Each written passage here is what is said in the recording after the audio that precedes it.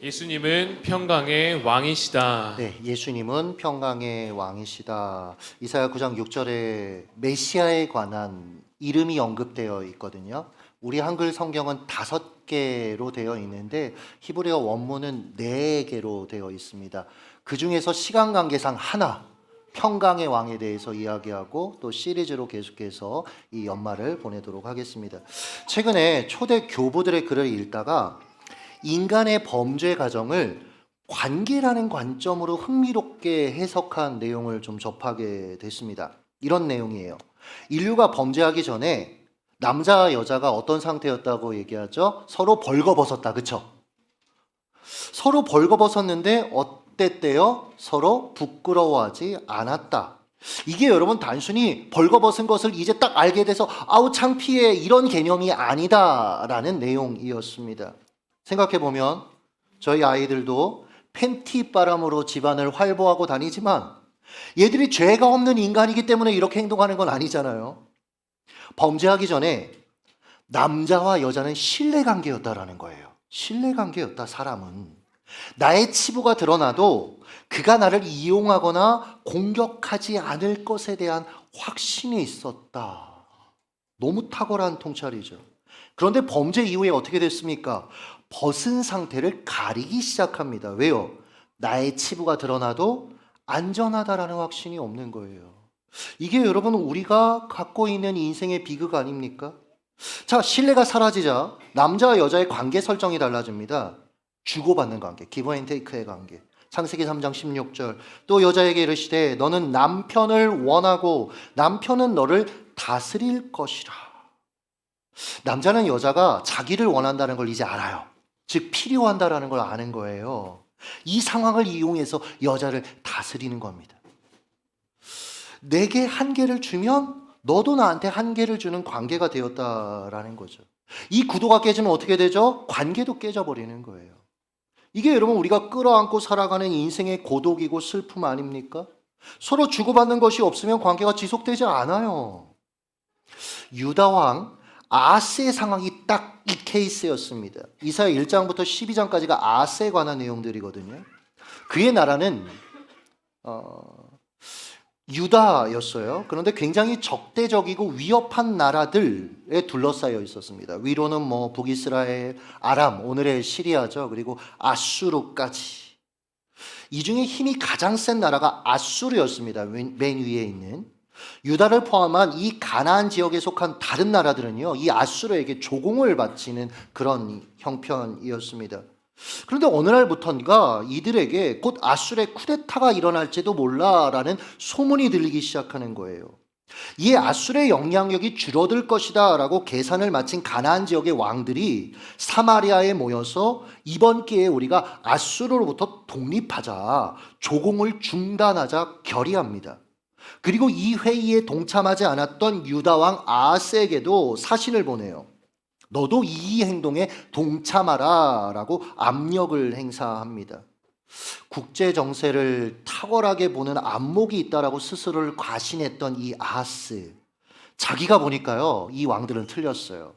아수르가 아무리 약해져도 자신들보다는 여전히 강할 것 같단 말이죠. 그래서 반란에 동참하지 않겠다, 발을 쏙 빼버립니다.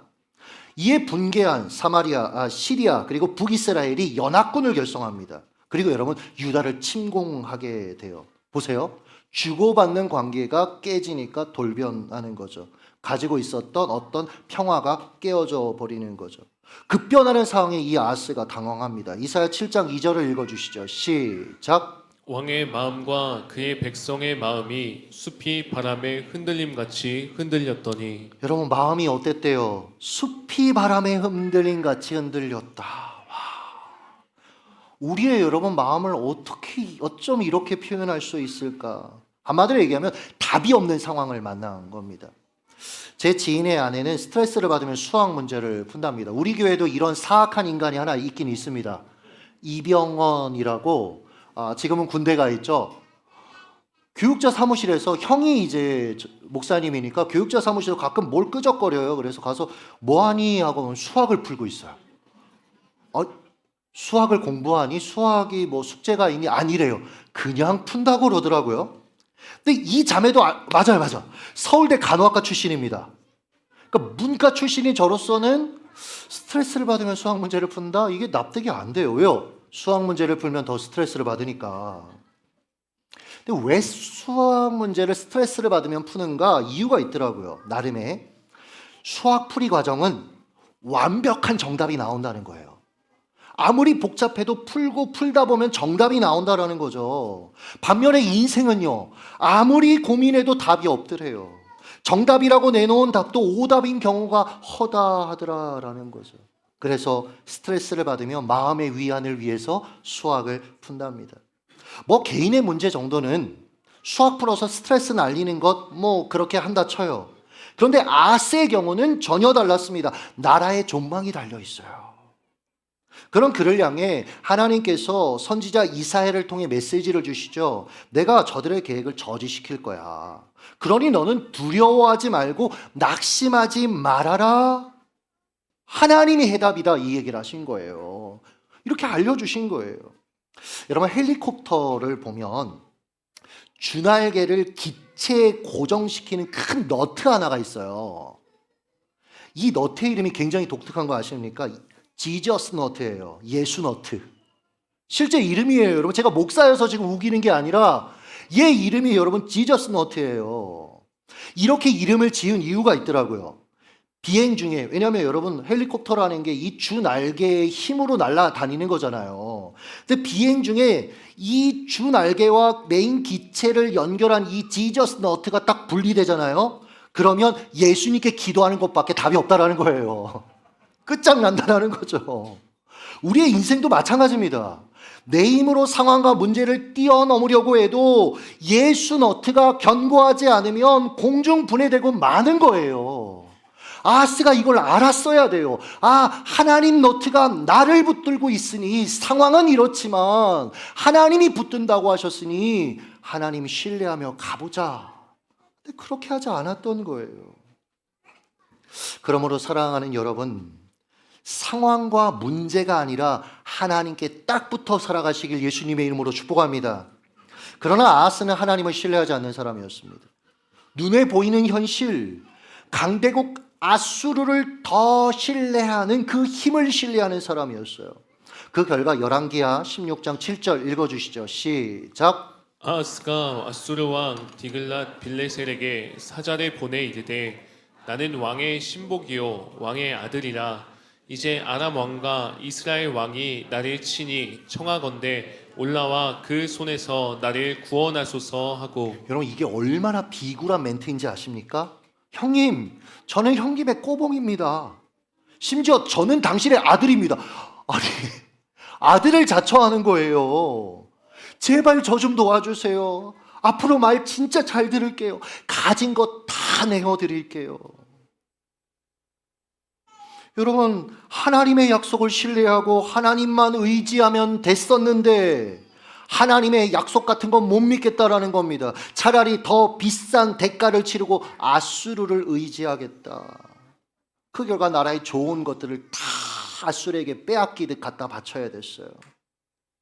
즉 아수르로부터 제공받은 이 평화, 주거니 받거니 한 이 평화, 이 불합리한 평화, 이것은 유다의 자원과 성장 가능성까지 다 끌어다 바친 가짜 평화였어요. 가짜 평화.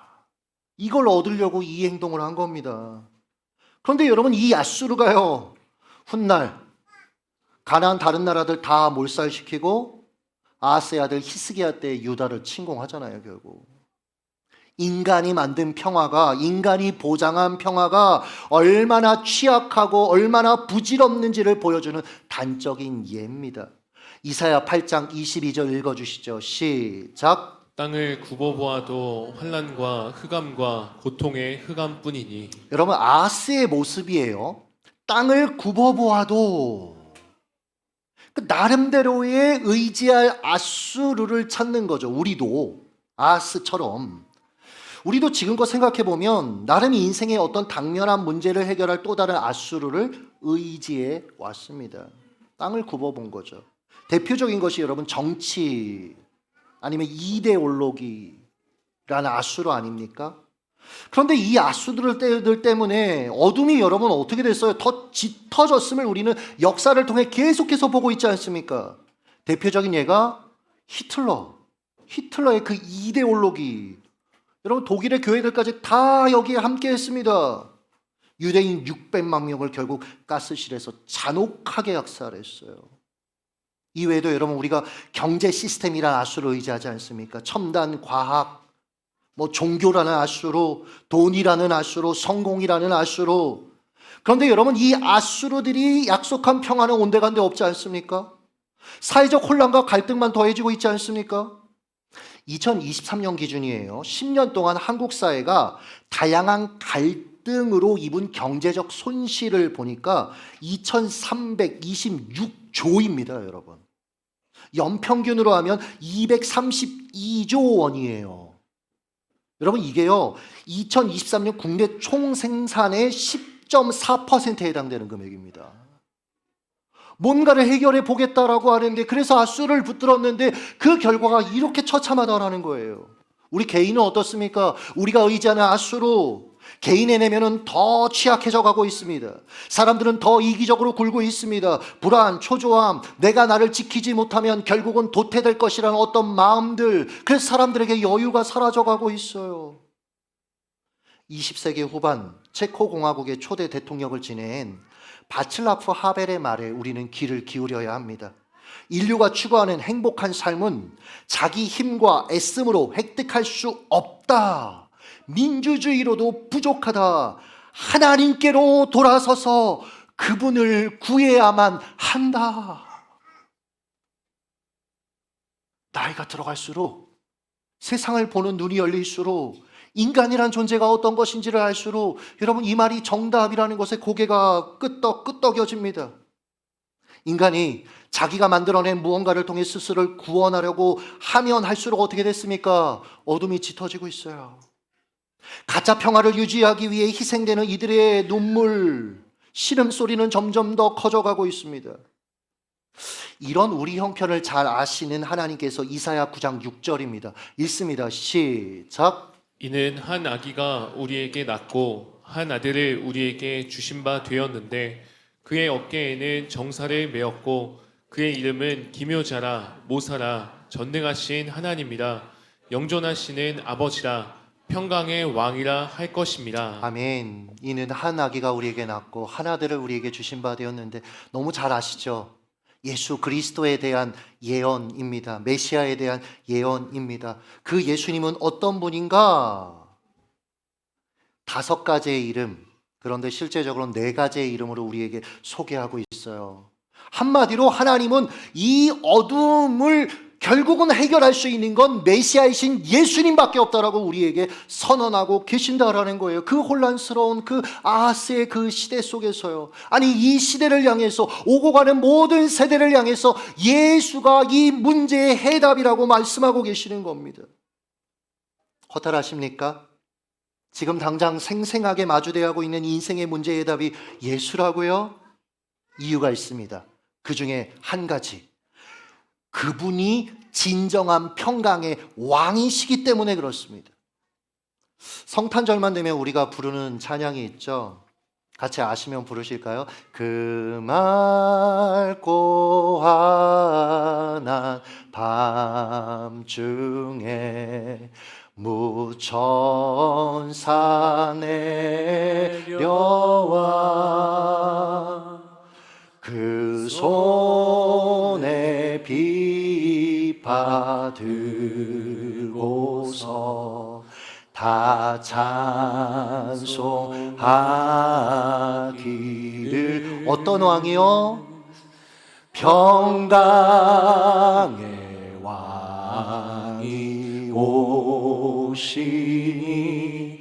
다 평안하여라.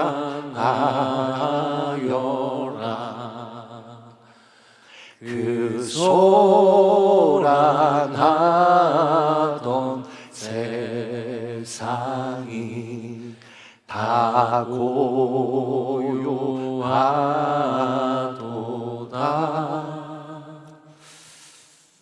평안할지어다 라는 메시지가 참 필요한 시대를 우리가 살고 있어요. 개인에게도 마찬가지요. 이 민족에게도 마찬가지요.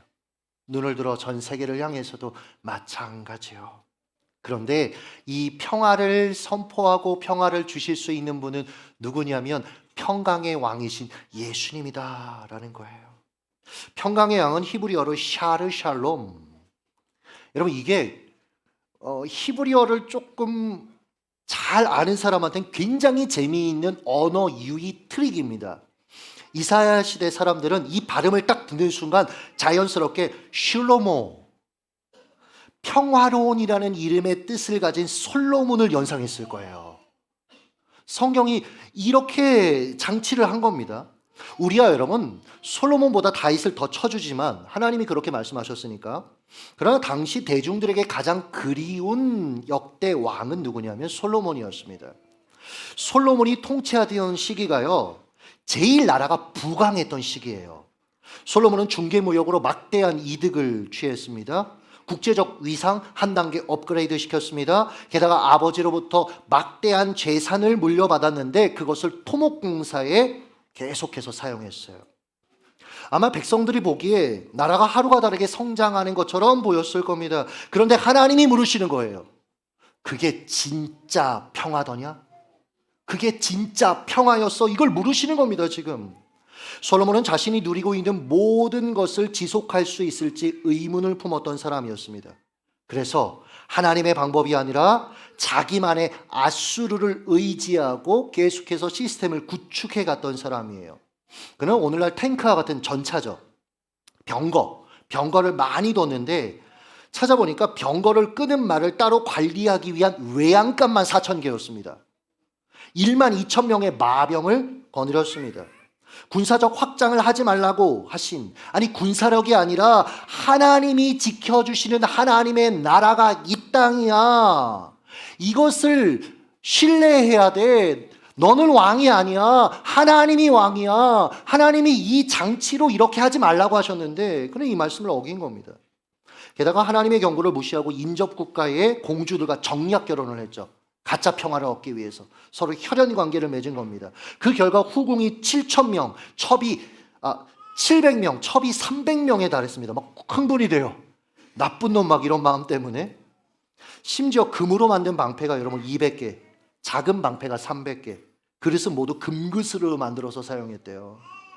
이것 역시 하나님의 통치 원리를 여러분 무시한 행동들이었습니다. 결국 솔로몬은요 하나님의 나라가 아니라 자기 제국을 만들어 갔던 사람이었던 거예요. 자, 인간이 만든 자기 나라, 그 나라가 만들어내는 평화의 모습이 무엇이었는가? 그는 자신이 속한 유다 지파 그리고 그 유다 지파를 강력하게 지지했던 베냐민 지파를 제외한 나머지 10개 지파를 어떻게 취급했는지 아십니까? 심각하게 억압하고 강제 노역을 시켰습니다. 즉 자신을 지지하는 사람들에겐 평화를 보장해 준 반면에 아닌 지파에게는 공권력을 이용해서 강압했다라는 거예요. 위장된 평화죠. 강요된 평화죠. 그런데 마치 그런 솔로몬의 나라가 이상적인 나라로 추억되고 있다. 이사야를 통해 하나님 말씀하시는 거예요. 정신 차려라 얘들아. 예수만이 진짜 평화를 가져오실 수 있다. 샤르 샬롬. 왕이 이루실 평강. 어떻게 이 왕은 평강을 이 땅에 가져오는 거죠? 이사야 53장 10절을 읽겠습니다. 시작. 여호와께서 그에게 상함을 받게 하시기를 원하사 질고를 당하게 하셨은즉 그의 영혼을 속건 제물로 드리기에 이르면. 속건 제물, 히브리어로 아샴입니다. 예수님이 우리의 근본적인 죄와 죄의 결과 모두를 대신 지고 십자가의 죽으심으로 진정한 평화를 주시겠다, 속건 제물이 되시겠다라고 지금 선언하고 있다라는 거예요. 솔로몬처럼 누군가를 착취하고 억눌러서 얻는 가짜 평화가 아니라 자신을 십자가에 내어 주심으로 얻은 평화, 죄의 문제를 해결해 주심으로 얻은 평화를 주시겠다라고 약속하고 계신다라는 거죠. 이 예수님이 이루신 평화의 모습이 단편적으로 이사야 11장에 기록되어 있죠. 6절과 8절 쭉 한번 읽어주시죠. 시작. 그때 이리가 어린 양과 함께 살며 표범이 어린 염소와 함께 누우며 송아지와 어린 사자와 살찐 짐승이 함께 있어 어린 아이에게 끌리며 젖 먹는 아이가 독사의 구멍에 장난하며 젖된 어린 아이가 독사의 굴에 손을 넣을 것이라. 이거 찬양 있잖아요. 제가 몇 번 불러드렸던 것 같은데요. 그렇죠? 독사굴에 어린이가 손 넣고 장난쳐도 물지 않는 잠사랑과 기쁨의 그 나라가 뭐 악어 때가 나온다. 저희는 악어 때 이렇게 선생님들한테 주일학교 때 엄청 혼났는데, 여러분 예수님이 다스리시는 나라는 완벽한 안전과 평화의 나라다라는 걸 지금 말씀하고 계시는 거예요. 사자 같은 맹수들에게 야수성이 사라지고, 그래서 독사굴에 어린이가 손을 넣어도 괜찮은 나라, 즉 서로를 위협하지 않는 나라, 화목하게 살 수 있는 나라. 구절을 보시면 해됨도 없고 상함도 없다. 왜요? 왜 우리가 여러분 해를 받고 상함을 받는 거죠? 서로 공격하니까. 우리가 여러분 죄, 공격 본능이 있습니다. 꼭 총과 칼로만 서로 공격하는 게 아니죠. 말로, 눈빛으로 공격합니다. 그래서 인생을 좀 살아보면 사는 게 전쟁이다라는 말이 공감되게 되는 것 같아요. 경쟁하고 대립하고 약하면 착취당하고, 그러나 주님이 다스리실 그 나라가 오면 이 모든 것이 사라질 것이다. 주님의 완벽한 통치가 이루어지는 그 나라가 오면 이 모든 것은 아무것도 아닐 것이다. 그리고 그 예수님이 지금 이 땅에 오셨습니다. 우리를 구원하셨습니다. 그리고 주님 나라에서 다시 오시마 약속하시며 그때를 기다리고 계십니다. 즉 저와 여러분을 통해 그 나라를 계속해서 구현해 가고 확장하고 계시는 거예요. 즉 평강의 왕이신 예수님을 주로 고백하는 이들을 통해 이 땅의 진정한 평화를 계속해서 확장시키기를 원하신다라는 거예요. 그 가능성이 저와 여러분 예수 그리스도를 구주로 고백하는 이들을 통해 열려 있다라는 거죠. 그래서 여러분들은 정말 중요하신 분들이에요. 여러분 한 사람이 흔들리고, 여러분 한 사람이 세속적으로 살아가고, 여러분 한 사람이 하나님을 떠나는 것, 여러분 거기서 끝나는 게 아닙니다. 여러분 한 사람을 통해 하나님의 평강이, 평화가 이 땅 가운데 임할 것이에요. 여러분 정말 중요하신 분들입니다. 최근에 이집트에서 선교하는 과정에서 어려움을 당하신 선교사님 가정을 만나게 되었어요. 미국에서 넘어온 의료 선교팀이 이제 뭐 링겔도 놔주고 이렇게 의료 선교를 하기로 돼 있었는데, 근데 그 중에 한 자매가 너무 마음이 혼자 뜨거워져서, 선교 나가서 혼자 뜨거워지면 절대 안 되거든요. 늘 우리 교회가 강조하는 게 있죠. 선교는 선교사님이 한다. 우리는 선교사님을 잘 섬기고 돕고 위로하는 것이 우리가 해야 될 단기 선교다. 단기 선교 가서 뭘 그렇게 많이 할 수 있겠습니까? 오히려 여러분 힘을 주고 와야죠. 근데 그 중에 한 친구가 그러면 안 되는데 이제 링겔을 놔주다가 그 현지인한테 복음을 전해버린 거예요. 근데 이 친구가 뭐 마약도 하고 그런 친구입니다. 바로 이집트 경찰에 신고를 한 거예요. 그래서 경찰이 그 집을 급습합니다. 근데 남편 선교사님이 다른 데 가 있을 때 그 과정이 벌어졌어요. 그래서 아내 선교사님하고 아이 셋이 이제 그 공권력의 어떤 압박들을 받은 거예요. 안 나오니까 얘들이 어떻게 했냐면 나중에는 수도를 잠그더래요. 너희들이 물 안 마시면서 버틸 수 있어? 나와. 근데 감사하게도 현지인 변호사가 크리스찬이었는데, 그때가 이집트하고 어느 나라가 축구하는, 얘들은 또 축구하면 또 거기에 올인한다고 그러더라고요. 축구할 때는 안 지킬 거다 그러는데 진짜 안 지키더래요. 그래서 그때 탈출을 한 거예요. 그 과정 속에서 이제 트라우마가 생긴 거죠. 얼마나 여러분 절박하고 얼마나 여러분 두려웠겠습니까? 심리적으로 상담이 필요해 보였어요. 그래서 조심스럽게 그 선교사님들께 얘기하고, 그리고 김숙경 선교사님 그 소장님한테 무료 상담을 제가 부탁했습니다. 죄송하지만 이런 상황이어서 좀 무료로 상담을 좀 부탁드려요. 근데 바쁜 일정 중에 하루를 빼서 김천에 오셔서 선교사님 가족을 상담해 주셨어요. 당시 소장님 건강이 정말 좋지 않았습니다. 그런데도 오셔서, 달려오셔서 그들을 케어하셨어요. 저도 아이들한테 물어봤거든요. 뭘 제일 갖고 싶어? 그랬더니 레고 장난감을 갖고 싶대요. 또 그걸 준비해서 아이들에게 전달했더니 아이들도 그거 가지고 놀아요. 상담을 해보니까 지속적인 상담 치료가 필요하다라는 진단이 나왔어요. 그래서 고민하고 기도하다가 강남의 상담치료센터 원장으로 계시는 류경수 박사님이라고 저하고 잘 아는 지인이에요. 그래서 이분한테 전화해서 도움을 요청했어요. 이러해서 좀 이 선교사님 가정 상담을 좀 도와주실 수 있나요? 그리고 그 과정들을 다 밟고 나서 아이들은 근데 안 되는 거예요. 아이들은 이게 나라에서 하는 마음 사업을 통해서는 아이들을 케어할 수 없더라고요. 근데 제게 온 톡이 이거예요. 목사님, 아이들도 신청하시도록 했고 신청 승인 전에 진행하기로 했어요. 승인이 안 될 시에는 저희 센터에서 평가회기는 책임지고 선생님들께 비용을 지불하겠습니다. 보세요. 제가 갑자기 마음에 막 소망이 생기는 거예요. 주고받을 게 없어지면 이어지지 않는 관계의 비극을 안고 살아가야 되는 이 세상. 그러나 평강의 왕이신 예수 그리스도를 가슴 가운데 나의 구주로 모신 사람들, 하나님의 사람들에 의해서 주거니 받거니가 아니라 일방적인 사랑, 일방적인 섬김이 여전히 가능하구나.